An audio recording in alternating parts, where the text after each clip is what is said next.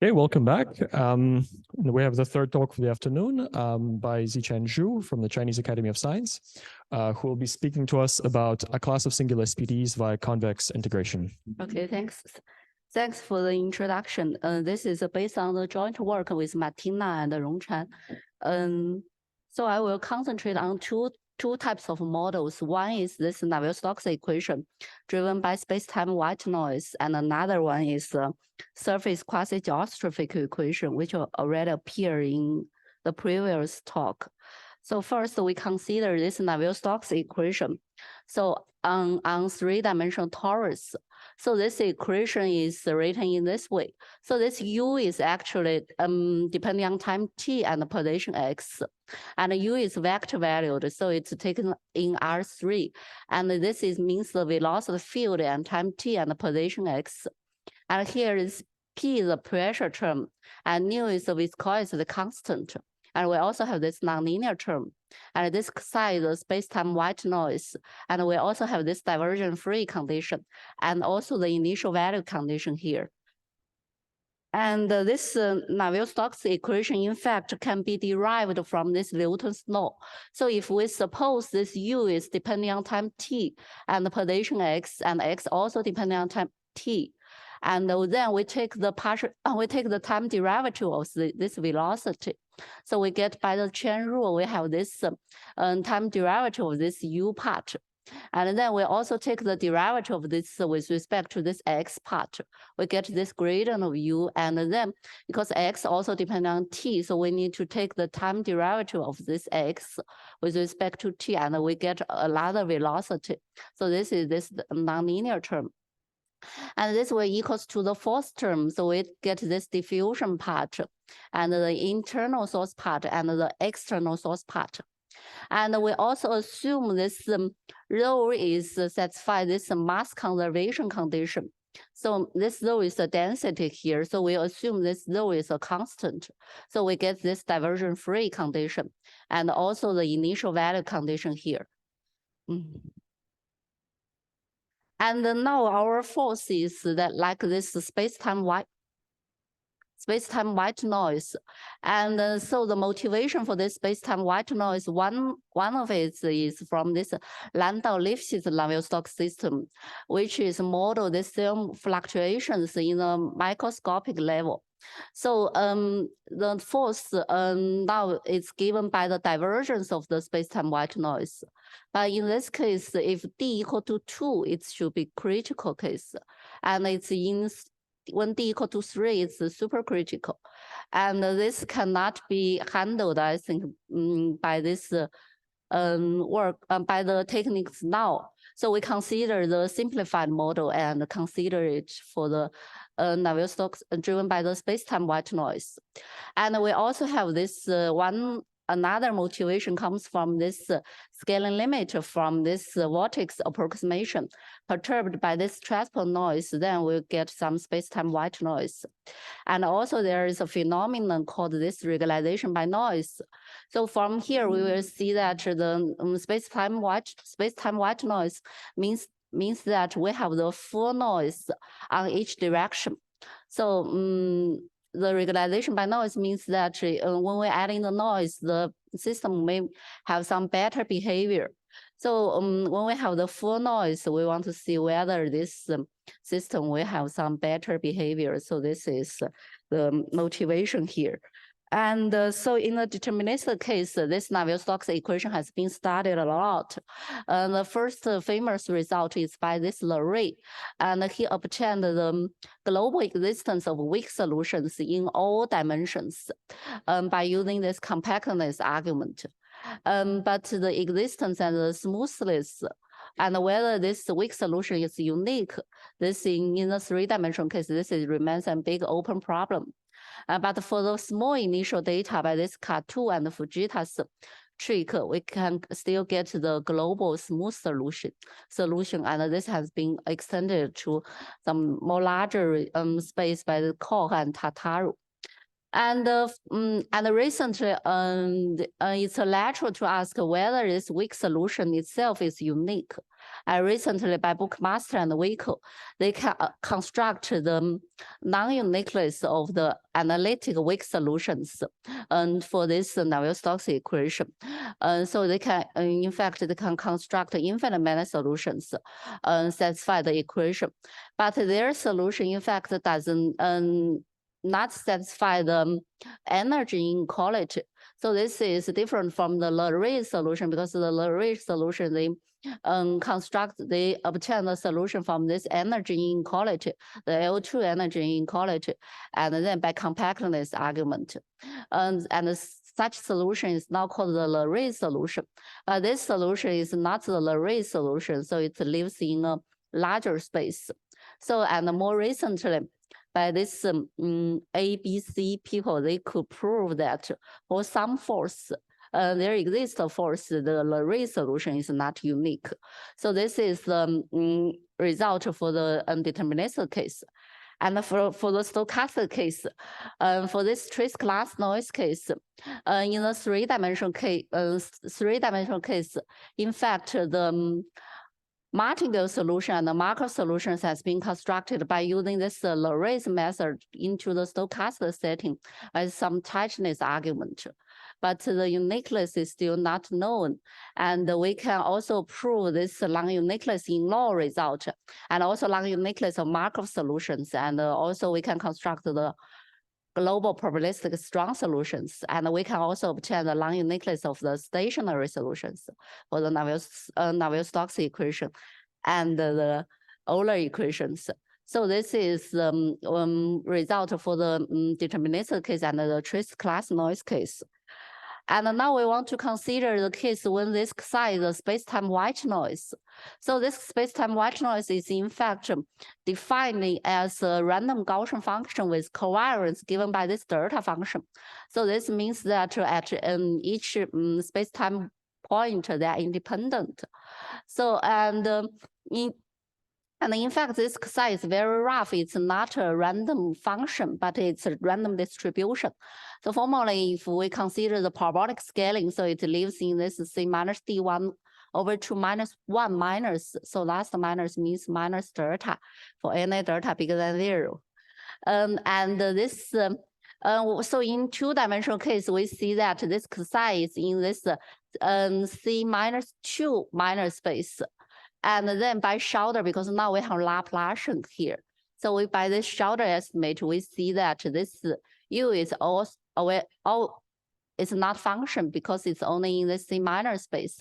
But this F multiplied G is well defined on this C alpha times C beta space only if alpha plus beta bigger than 0.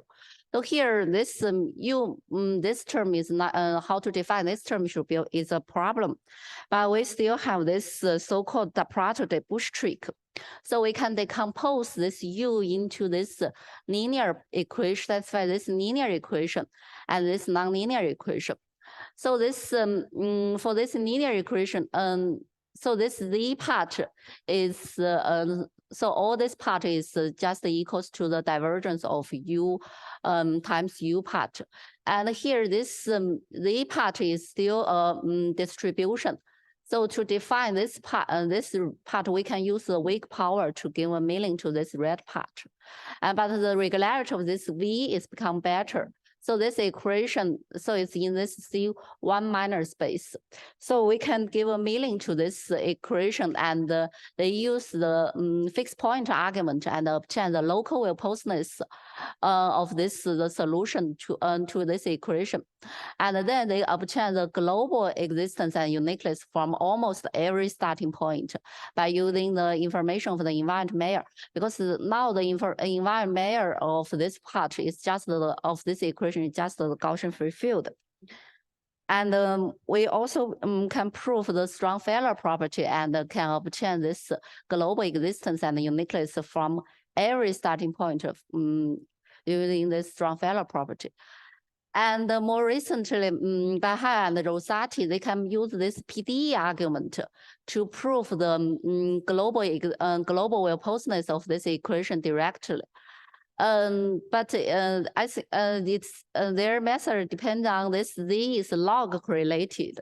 So it seems it is not easy to extend it to the more rough case when this size is more rough, because I think they use some, when they obtain some uniform estimate, they need some log nonlinearity of this one. But if this size is more rough, it seems this log nonlinearity, they use some Anderson Hamiltonian, and this log nonlinearity from renormalization will become to some polynomial, which cannot be obtained for more rough case by this trick. And for three-dimensional case, now we are in a more rough case, and this Daprater-Debush trick already breaks down. So in this case, this Z is in this C -1/2 minor space, and then this V is already not a function but a distribution. But even if we iterate these tricks again, and we can see that we decompose this V into this Z1 and plus this H part, we can see that the regularity of this Z1 is in this C minor space and H is become better. But this red term will always not well defined in the classic sense, because this H is like some unknown. They multiply this Z will always appear in the equation. So the regularity of this H will always be the H1/2 minor space. So this means that the classic method, by classic method, this cannot be solved. And the breakthrough work is by Heil using this, propose this regularity structure theory. And also by Gubinelli, Imkela, and Parkovsky, they propose this paracontrolled distribution method. And then we can give a meaning to this equation and obtain the local well-posedness of the solution to this equation. And the problem is now how to obtain the global solutions by some uniform estimator and using some PDE argument for this 3D case. So in the singular SPDE case, to obtain the global solutions by using this PDE argument is usually difficult than the classical case. The first work is by this Morant and Weber for this dynamic 5-4D model, and they use this dissipation effect from this minus cubic term, and later by this guys. Also for the KPZ equation, there is some Kohoff transform, and we can use this Kohoff transform to get the global solution. And we can also use some maximum principle and Svokin transform without using this Kohoff transform to get global solutions. But if all these tricks breaks down for this 3D Navier-Stokes equation driven by space-time white noise. So because for this Navier-Stokes equation, we don't have this minus cubic term like this 5-4 equation. And there's no maximum principle because we have this pressure term, and there's no Kohoff transform. And in 2D case, we can use the invariant Meyer to get the result. But the existence of an invariant Meyer in this 3D case is also an open problem. And the usual way to get for the Navier-Stokes equation to get the uniform estimate is the L2 estimate. But this does not work here because this singular terms. I think in this Heil and Rosatis paper, they use this L2 estimate, but they have this log nonlinearity, which seems not works here because now it should become some polynomial if we directly use the polynomial nonlinearity. They should not get a uniform estimate. So our method is to use this convex integration method, and we can obtain for any initial data in L2 space and or in this C-1 space. There exists infinite many global in time probabilistic strong solutions. So this Navier-Stokes equation in a paracontrolled sense. So this is our method. So this is the idea of it is because the classical convex integration method is for the function valued. So we need to do the decompositions first to decompose the equation into the regular part and the irregular part by using some Bernoulli's pair product and some localizers. And then we can use this paracontrolled calculus and short estimate for this irregular part. And then we can use this convex integration method for the regular part. I will explain more of this part later. So this method, in fact, we don't need any information of this invariant Navier. So we can cover all the regime from this trace class noise case to the space-time white noise case and even more rough case. And also recently with my student, we can also obtain some sharp non-uniqueness. This method also works in the 2D case.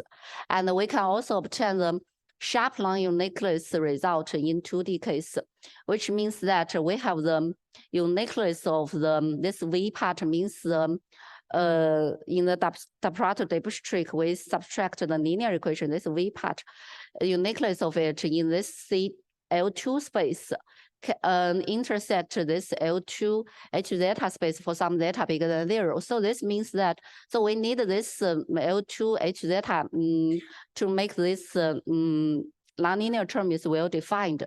And then for any, for this P is small, for any P is smaller than 2. And in such kind of LP space, we can find infinite many solutions in such kind of space. So this is the result we can use this method to obtain. And now I want to explain a little bit how this convex integration method can use for this introduce a little bit about this convex integration method. So in this convex integration method, it's an iteration procedure. So it's a pair like this VQ1, VQ2, and RQ. So this Q is a parameter. So formally this Q is taking values in the natural number. And this, if we don't have this RQ term, so this RQ term is like the error term. So if we don't have this RQ is just equal to 0. So this VQ1 plus VQ2 just solves the original equation. But now we have this RQ term. So this part is, we only put it into the second equation. So this is the error term here. So in the Navier-Stokes, in this convex integration, it's an iteration step. So from this Q to Q plus 1, and finally let Q goes to infinity. And then this RQ will finally goes to 0. And then the limit of this VQ1 plus VQ2 will satisfy the original equation. So this is the step of this convex integration. So the key step is, in fact, how we can make this RQ become smaller. So now we also put the initial data into this VQ1 part, and how we can make this RQ smaller. So the keys.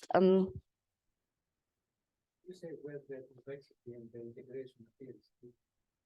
Yeah, this is I just explain.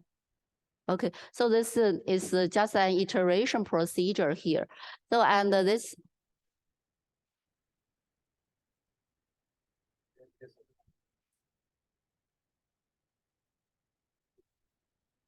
Oh, okay. I think this is first some idea from this large embedding and some large, and there's some geometry from here, and geometry and before this is convex integration here. And now I want to explain a little bit how this, what is, how we can get this RQ smaller from this Q step to Q plus 1 step.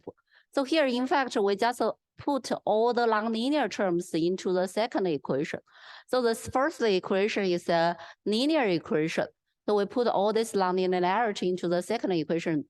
And the the key step is we let this the main perturbation of this VQ2 part is from this VQ2 to this VQ plus 1 here. And then we can put it here and we can formally compute it like this way. So we can see that there is some other terms here.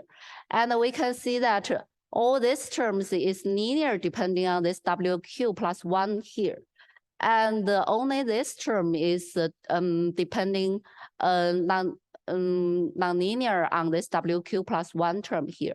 So if we just compute it these terms, we will see that this, because we already have this RQ, so it will become bigger, but now we want it smaller. So in fact, here we want this term, this nonlinear term, have some cancellation with this RQ term.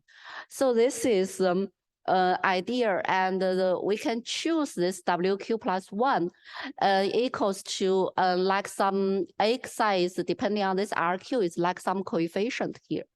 And this W psi is like some intermittent J's, and this is constructed by this Bookmaster, Colombo, and Vico.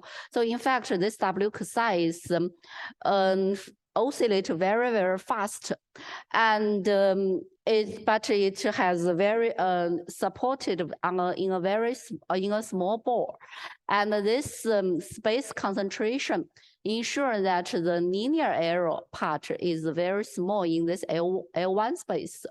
But the L2 of this W psi, if we compute the L1 norm of this W psi, this will become very small. But the L2 norm of this W psi is the order of it is just equal to 1. So the idea is to let this the lower frequencies of this W psi part multiply this X if we put it here, and we can see that formally this is a square root of minus RQ, and this oscillates very slowly. In fact, and we put it here, and we can see that the square root of it and the multiplication, and we'll cancel this RQ term.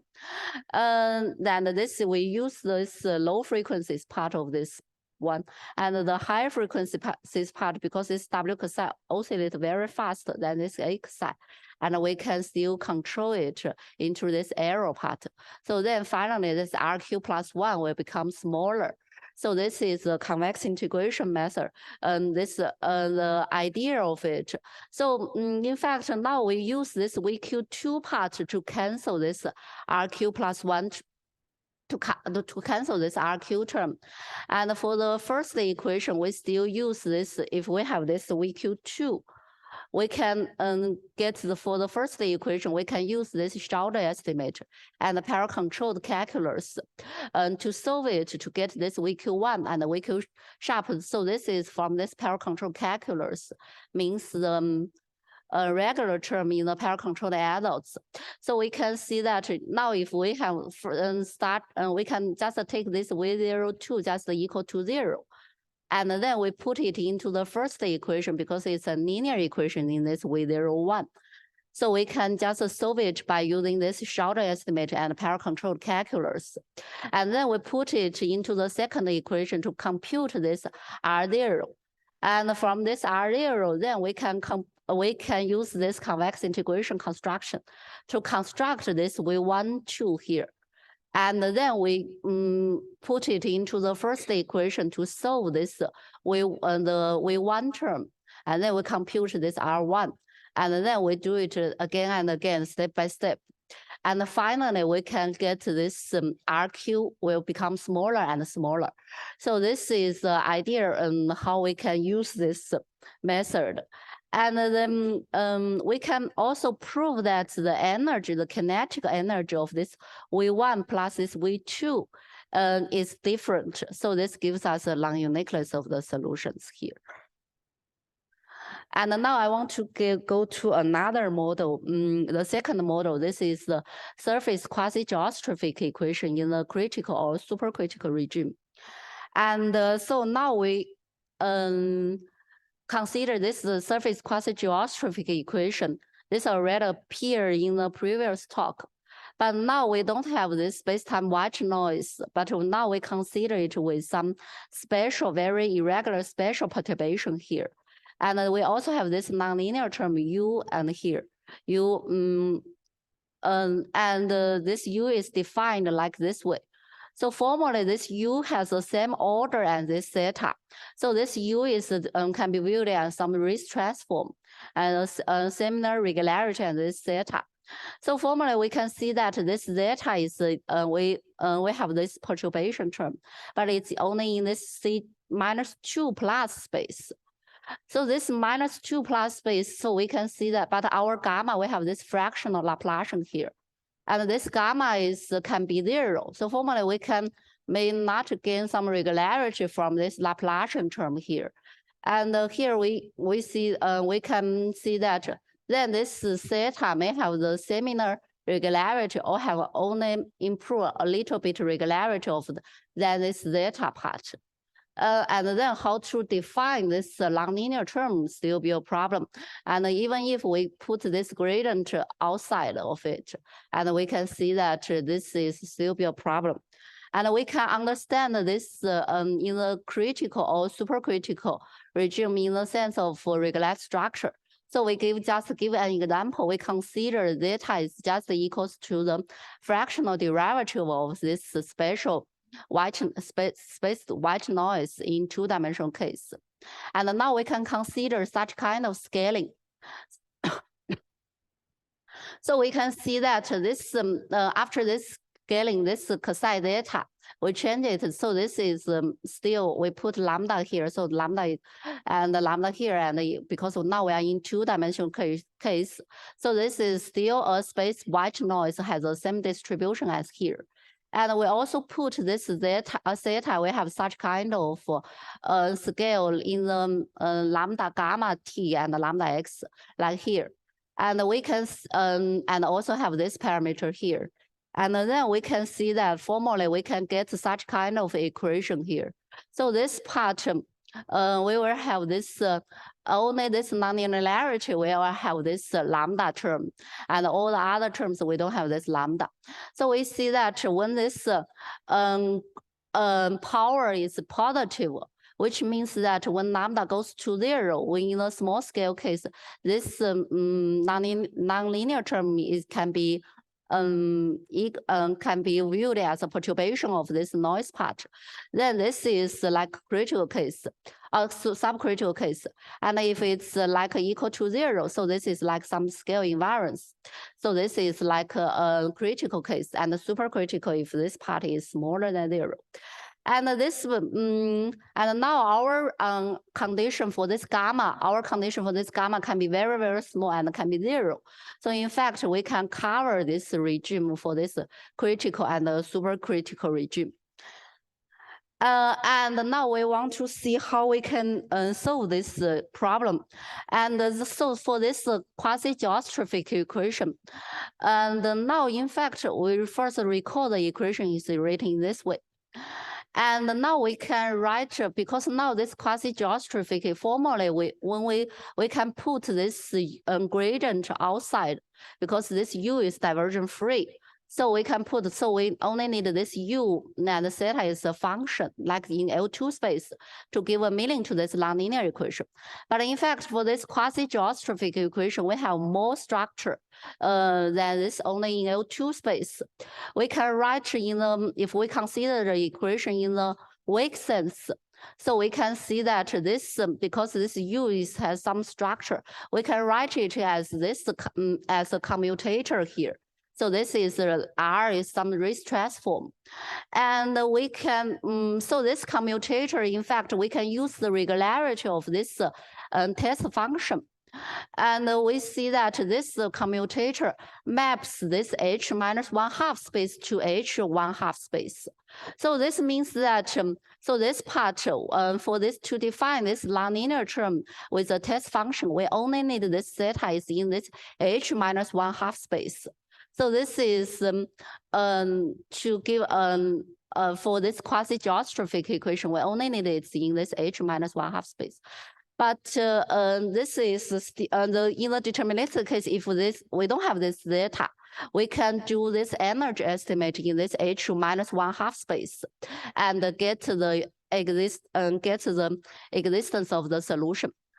But now this energy estimate breaks down because there's the singularity of this zeta part. So we can just try a little bit and see this term should be the inner product of this zeta with zeta should have some problem. So we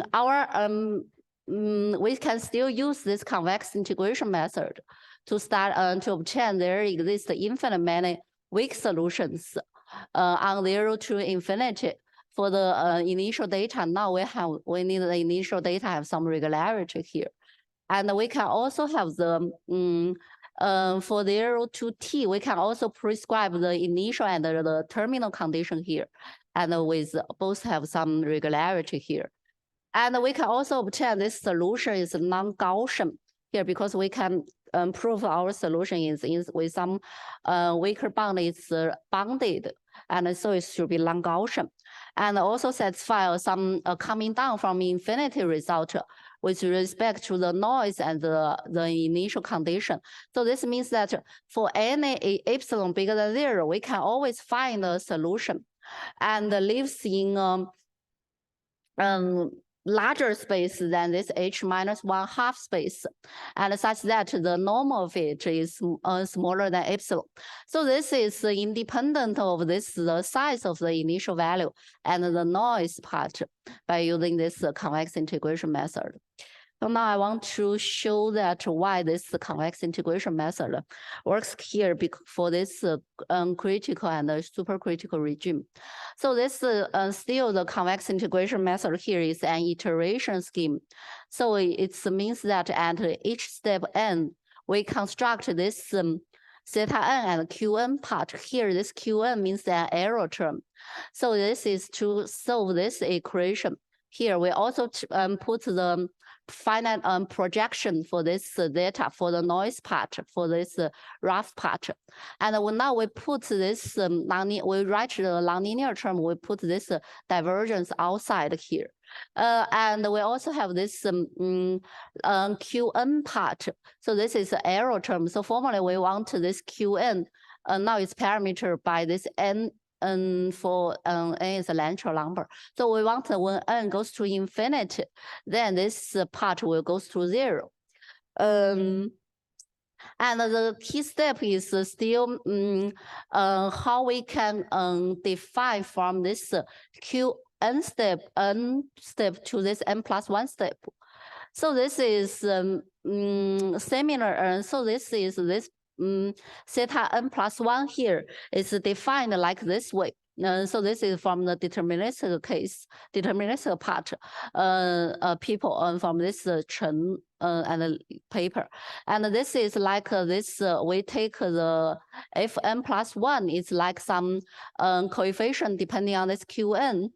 But we have this cosine part. This is L is some vector here. So this cosine mean, and this lambda n means that a number increasing very, very fast. So this cosine part, in fact, means it's like this Fourier basis. So this means we have this Fn plus 1 is lives in this Fourier sequence in this lambda n plus 1 space. And we have this this coefficient is like the square root of this lambda n plus 1 over 1 over it. So this means that formally we can see that this Fn plus 1, we put it together, it should live in this H1/2 space. And then we take the derivative of it. So this theta n plus 1, it lives in this H minus 1/2 space. So this is enough for us to give a meaning to this nonlinear term. Now this structure here, it means that this Fn, so we still need to control this from this error term, we still need to control this nonlinear term. So we put it here, we can see that because now this Fn plus 1 and this theta n oscillate very, very fast because this lambda n plus 1 is very, very bigger, increasing very fast. But this theta n oscillates slowly. So this multiplication of these terms could be controlled, and it's similar like this paraproduct terms, and this term can be controlled. And the main term is from this this redundant term in this paraproduct. It's like this. Both are the high frequencies part, and we want this. Both high frequencies part will cancel this QN part. And now we can write it in this way. We can put this UN, we can put it like this FN, we put it here. And if we want this part to have some cancellation. But formally, we can see that this term, we have the order of it. If we just compute it a little bit, we can see that this part is like order lambda n plus 1 term. But we can still, there's a very special structure for this series transform here. And now we see that the main order term from this structure, it can be written like this way. So if we take the divergence of it, so this part is just equals to 0. So this formally divergence part, divergence part just equal to 0. And then the other order is similar as this QN part. So we can use this cancellation here. And and then for this zeta part, we can put this arrow because now from each step we will see that this QN will become more, get more higher frequencies of this zeta part. We can put this arrow part go to this QN plus 1. But now because we have this is like some higher frequencies of this zeta part. So this QN plus 1 still will become smaller because now we have this zeta is in C minus 2 plus space. So we can still gain a small factor here. So this is the idea of the proof here. And then by using this method, we can obtain this the given meaning to it. So now we don't do this Daprato-Debush trick here, because we directly because now our gamma is can be very small. So we may not gain some regularity for this zeta if we do this Daprato-Debush. We may not gain some regularity like this subcritical case. So we directly consider this equation and get this result. And now we still can do some stationary case solutions. So we can still do prove there exist infinite many non-Gaussian stationary solutions and also ergodic stationary solutions. And we can also obtain some time-independent solutions. And this is and this also means that we can find some existence and non-uniqueness of the solutions to the elliptic, because now it's time-independent solutions to the elliptic and the wave equations here. And here, to get these stationary solutions, we use method like this Krylov and Borger-Lyubov argument.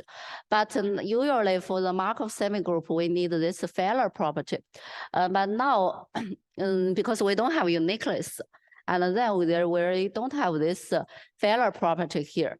But we working the problem on this path space, and we define this stationary like by this law is shift invariant. And then we have the uniform control of the solutions independent of this time shift. And then we can obtain the stationary solutions in this case. And this, we could also use this method for this fractional Navier-Stokes equation with this rough spatial perturbation. But for this fractional Navier-Stokes equation, because now this Laplacian, we can make this fractional Laplacian very, very weak. And then this can also in some sense covers into this critical or supercritical case in this sense. And that's all, thank you.